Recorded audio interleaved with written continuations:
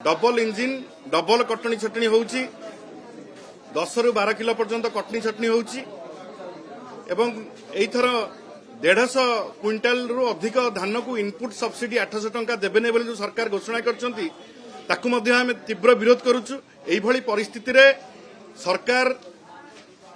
माने चेई सहिब जे ताकू उठेइबो किए जानी सुनी सरकार मिस मैनेजमेंट पई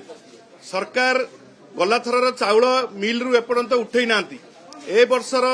धान संग्रह करी ताकू रखिया पई मिलर के पाखरे जागा नाही याडे कटनी छटनी को डबल कर दिया जाईची। ग्रेन एनालाइजर मेसिन आनी की चाषी की डराउचंती धमकाउचंती 20 किलो कटि जीव तमे बाध्य 10 किलो दबा पई।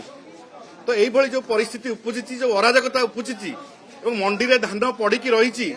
चाषी भाई माने शीत काकर रे खरा रे पड़ी रहउचंती राति सारा दिन 8 दिन 10 दिन 15 दिन लेखा धान पड़ी रहउची बिक्री होई पारु नाही। टोकन लैप्स करूची टोकन जहाको 50 क्विंटाल जे बिकिबा कथा ताको 20 क्विंटाल 15 क्विंटाल दिया जाईची। तो एई भली जो चाषी को अणदेखा करा जाईची एवं चाषी प्रति जो अन्याय करा जाईची ताकू बिजू जनता दल तीव्र भाव में विरोध करुची। आज बिजू जनता दलर समस्त विधायक माने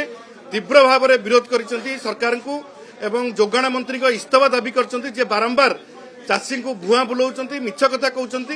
एवं सरकार को अपारग पणिया आज पदारे